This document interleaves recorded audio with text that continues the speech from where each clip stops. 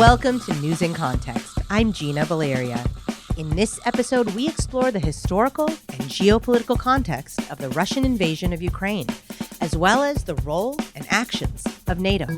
As we watch and read about Putin's brutal actions in Ukraine and how they're affecting the people who live there, many of us find ourselves wondering, why is this happening at all?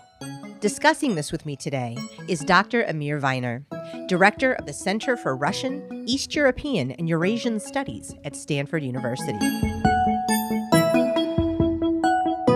Things seem to be changing moment to moment, but there is this consistent sort of bombardment and pushing forward of the Russians and the Ukrainians fleeing and asking for help. We're recording this on a Monday and it's going to air a few days later. I know that you are an expert in the historical context of the region. So can you talk a little bit about what's going on now in the context of the history of this region, the Bolshevik history, the Soviet history, the Russian history? The current crisis goes back to the disintegration of the Soviet Union, the way it fell apart, the disintegration of this huge empire into 15 new states, and the creation of Soviet republics turning into sovereign countries, and apparently the reluctance on the part of the Russian Federation, or at least part of the elite of the Russian Federation, to accept the legitimacy and sovereignty of certain countries, first and foremost, Ukraine.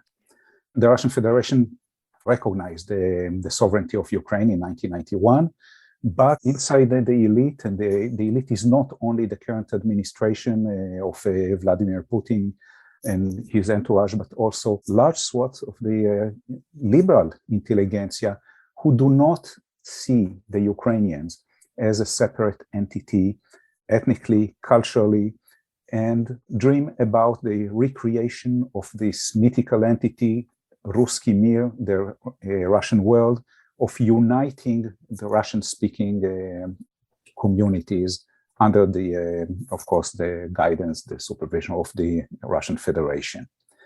Now, these places have been together for most of their history, but not necessarily by mutual agreement. Basically, it was the domination, hegemony of the Russians and later the Russian Federation.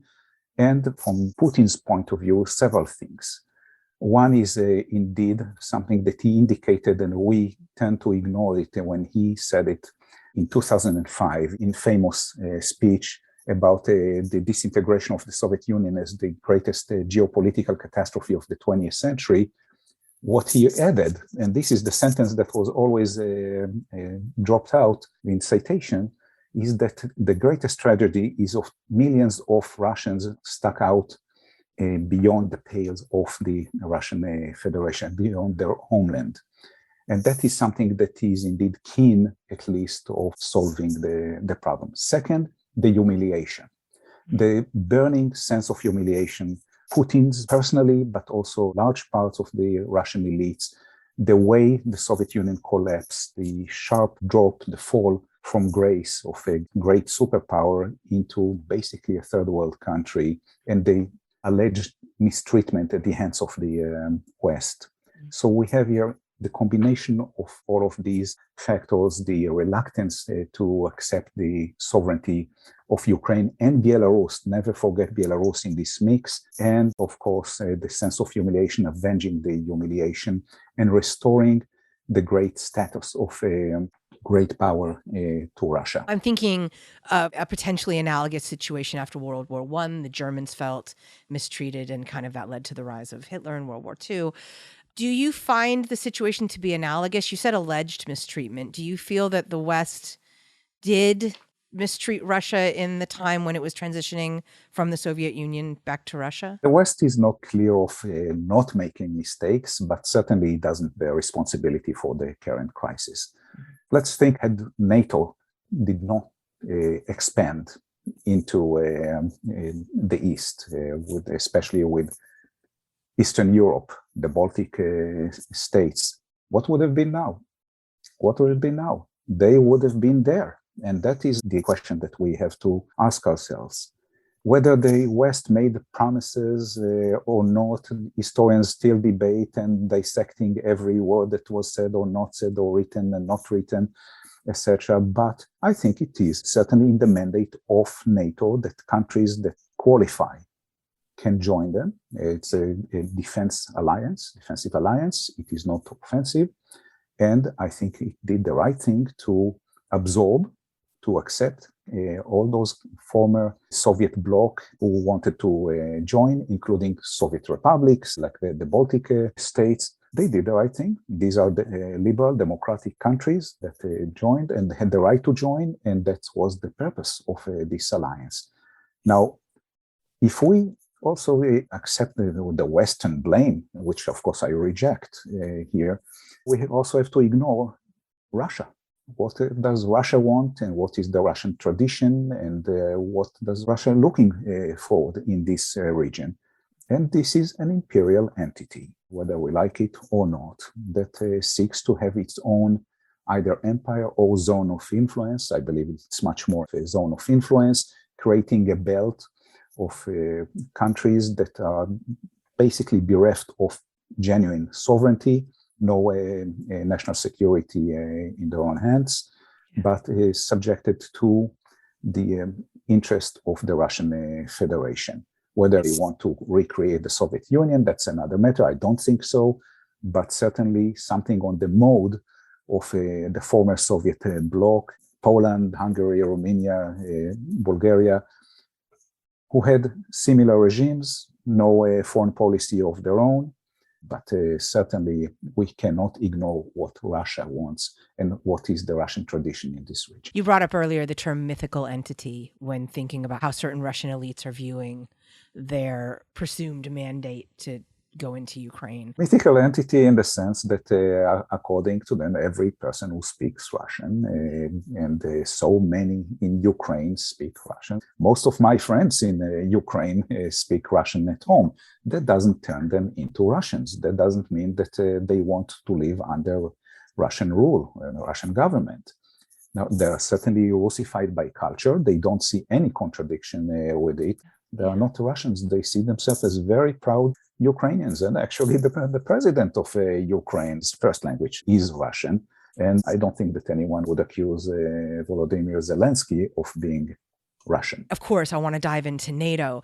Poland and other countries got NATO membership. Did Ukraine just miss its window? Or what's been the resistance all along to bringing Ukraine into the NATO fold? To join NATO, you need to pass certain hurdles, certain qualifications, standards, etc. And Ukraine was not even close to it. The idea was floated several years ago that Ukraine and Georgia would be in line. But they still have to pass the test, so to speak. And it was in terms of practical joining of NATO, this was so far in the future. So the Russian claim that this was about to happen simply has no base in reality. Regrettably, we have no idea how this will end, what kind of Ukraine will survive or not survive this crisis. And this is the sad part, that we are talking about a country the size of France with 42 million people that we do not even know if it will exist as a sovereign state when it is all over. Would it join NATO? Certainly they won't now, but they might have missed it, not because of the not qualifying, but because of the Russian demolition of this country. It all depends how it will end up, what will happen in Russia. The ill will is there. Before the invasion, 2 years ago, there was no majority for joining NATO and the European Union, slight majority for the European Union.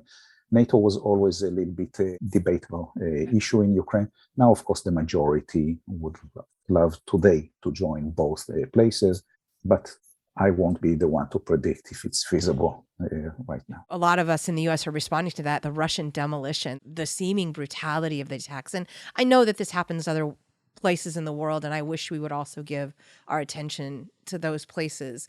But it has been excruciating to watch and feel helpless. You know, I mean, I'm not in government. I can't make those decisions. And I do know that there are reasons why we so far have chosen not to implement a no-fly zone. I mean, you know, there are real reasons that are valid.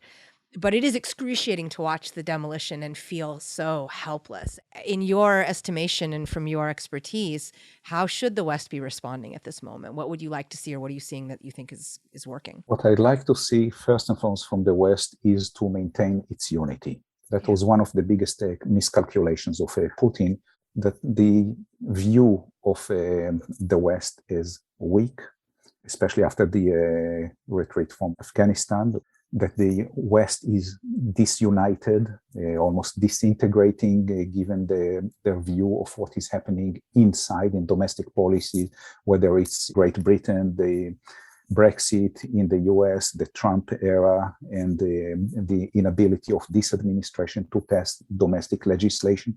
The West, from their point of view, looked in disarray.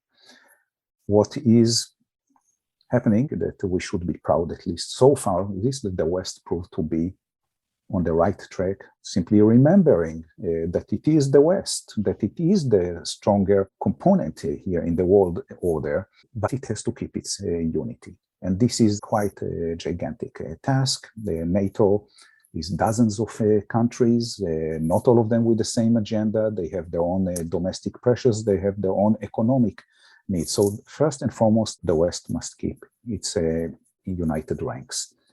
Second, in terms of the sanctions, that goes hand in hand with the first point, they must keep them. It brings to play China, not to let China join the fray, especially as a bypass of the economic sanctions. So far, we don't have any reason to believe at this point that the Chinese are going in this direction.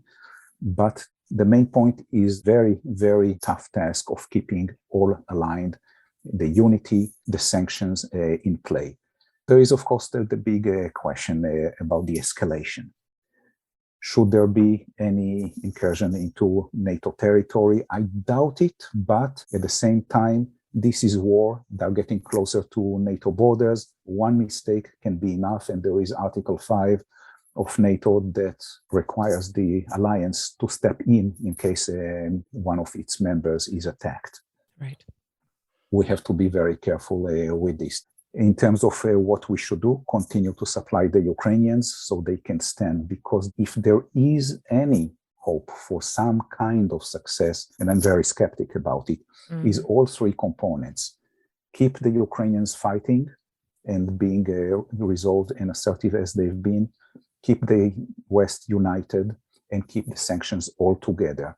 Very tough task, but if they do it, that might lead to maybe some rethinking on Putin's side. You're listening to News in Context. I'm Gina Valeria. We're talking with Dr. Amir Weiner, an expert on Soviet history and the interaction between totalitarian politics, ideology, nationality, and society. All these three conditions, we must add one that we don't like to discuss, and that is offering an exit way for Putin. We don't know what it would be, but we cannot simply discard diplomacy.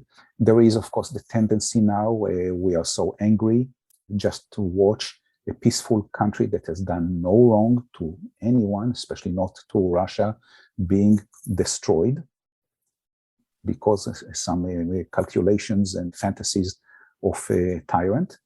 But we have to also to keep in mind that this is a nuclear power, have the responsibility to de-escalate. I admit that I don't know what is the exit venue at this point, because it seems that Putin climbed on such a high tree and he is being cornered. What will satisfy him? Another sliver of Ukraine, some kind of recognition that in neutrality. At this point, he doesn't want to talk because he's winning the war on the ground. We have to keep this in mind, aside from the propaganda and the war on the airwaves, that the Russians are simply progressing. And at a certain point, they will win if it continues like this. So he doesn't have any reason to negotiate while he's winning, even if his army performs very poorly.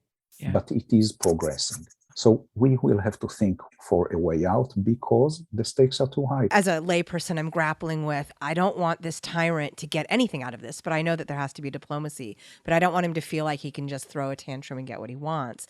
But then there's that other piece. Putin is willing to bombard Chernobyl and a nuclear power plant. So maybe he's not dropping a missile, but he is actively trying to destabilize a nuclear power plant. And so that makes me actually genuinely wonder what he's capable of. I mean, certainly rational people don't want to start a tit for tat nuclear war, but what exactly is this man capable of? I don't think that he is insane. There's been a little bit of psychoanalyzed Putin by people who never met him, people who don't sit with him, people who don't speak Russian. I don't think that he behaves in any insane manner. I think that he miscalculates, and he's a gambler, and he's a bully. He's a bully. If we take a look at this, his modus operandi, it's very much like high school bullying.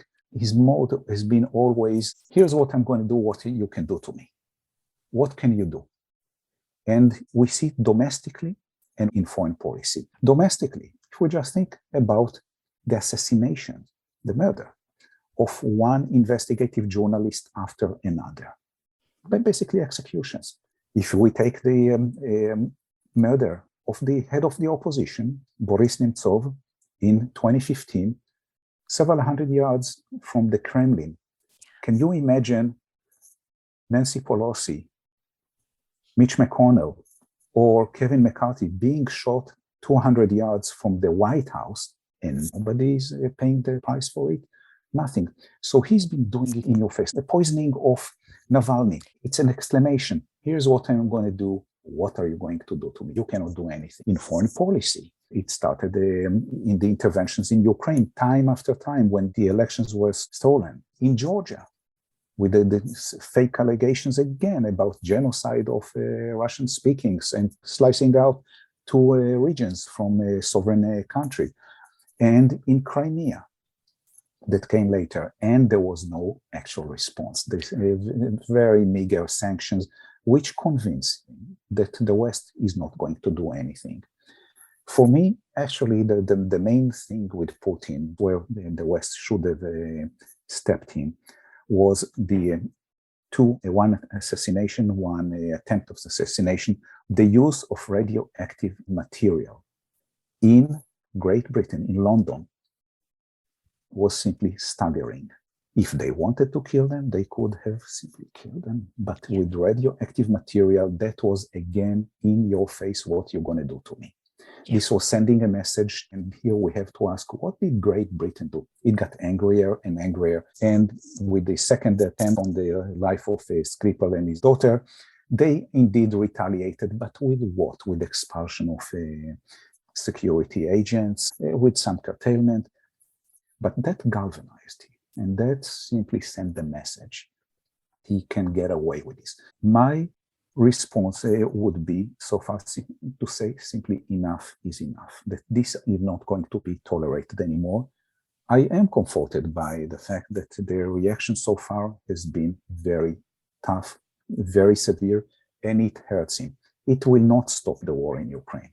Sanctions do not stop war, but we can tighten the noose as much as possible and not step back. Do you think the oligarchs who might be affected by these sanctions, or do you think they will be affected enough to put pressure on Putin? Putting pressure on him can come only from either the internal circle, which again is quite doubtful, or from the military. Basically, the people with the guns. The oligarchs cannot do anything. People on the street, nothing. Russia, despite all its mythologies, had maybe one revolution in its history in February 1917. The people will not revolt. Of course, there is a lot of consternation because people begin to hurt, but that will not come from there. If it will come, it will be a combination of security services and military who will do the calculus and the calculation of cost benefits. This has gone too far. We are all hurting, and this man is driving us. But we have to remind ourselves, this man has been in power for 22 years.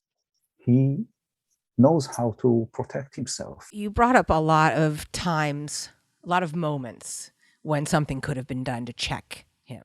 And now we're in this moment where, Ukraine is just getting worse and worse. And it almost feels like it's inevitable that a response is going to have to happen. And maybe it's when that stray missile goes into Poland, right? If when that stray missile goes into Poland, that the response is going to happen. If there is that moment, is there going to be again like, oh, it was an accident? Or is there going to be like, all right, now we have to respond? And what do you think that might look like? If it happens, then it's a new ballgame. But we have to draw the line at a certain point. Where is the red line? And I think we made it very clear, at least in terms of the administrations. And I think so far has been handling it very well in terms of its diplomatic and not getting dragged into provocative statements. But we have to be very careful with this. The West has to remember that it is the West, that NATO is NATO, and it has the upper hand in military, economic, political power. It doesn't dawn on him yet. It has not, because we made clear that we are not entering Ukraine, that we will not fight in Ukraine. The moment we decided not to do that, we basically gave him the military landscape. So we tried to simply derail him with the sanctions, with isolation, which indeed is unprecedented. If you just think about it, he takes the Russian Federation 30 years back, and even more, because he takes it even to worse than the time of perestroika and glasnost under Gorbachev. He's closing it, isolating it, and inflicts terrible damages on the Russian Federation and its population. But I think that we simply have to draw the line. We're starting doing it very well. We just have to be persistent. The lines of like chemical warfare, bombing escape routes or refugee route. I think to the average person, it's like those seem like lines, but they still are not, in the NATO territory. This is something that I'm asking myself as well, where it is all heading. If Kiev, which is a huge city, will be placed under siege. We had this precedent in Europe, in Sarajevo, Bosnia, Herzegovina, in the 1990s. Under siege, demolished, but it survived because NATO was bombing the Serbs. Are we in that position? As long as we reject the idea and the practice of a no-fly zone there, it's not going to happen. But indeed, what will be the reaction if this great city will be placed under siege with starvation, with mass killing? What will be the reaction to chemical, biological warfare in Europe? Now, we know that they used it already. They used it in Syria without even blinking. Are we going to tolerate it in Europe? These are the questions that the administration, especially, and the European have to cope with. The Ukrainian people, there was, at least on Russia's side, this expectation that everything would fall very quickly. And that hasn't happened. Did you expect the Ukrainians to be able to hold out? And what do you expect to see happen? If you hear any experts telling you that he or she expected what will happen, you know that this is expert LTD. We were taken by many surprises here because of all the miscalculations on all sides, especially Putin. Like all armies, his own military is fighting the last war. And the last war for them was the occupation of Crimea with hardly any resistance. Certainly, he misread his intelligence forces and military, misread the Ukrainians. The Ukrainians surprised us, yes. First of all, they took to heart the lessons of Crimea and the Donbass and started reshaping their military, better equipment, better training, using psychological and information warfare very skillfully. And this is part of war nowadays. The political leadership. Yes, it is a surprise. We did not expect much from Zelensky. A 43, 44-year-old person with no political experience, better known as a comedian and actor. He rose to the occasion. Very courageous person. One sentence that was etched in my mind from him was when he was apparently offered a way out physically for him and his family. He said, "I don't need a ride, I need weapons." And he stays there and he risks his life. And every person in Ukraine knows that. And this is leadership. This is inspiring leadership by a person from whom we expected very little. not because he's a bad person, but he has no experience in these things. And he was very unpopular before the war. He won 73% of the votes, and then basically it evaporated this goodwill. Mm-hmm. So this is a surprise. The Ukrainians themselves, this is, I would say, the least surprising for me. Crimea was a knife for them. It was a knife in the heart, realizing that this motto of Russians will not kill Ukrainians, Ukrainians will not kill Russians, evaporated. It galvanized the Ukrainians.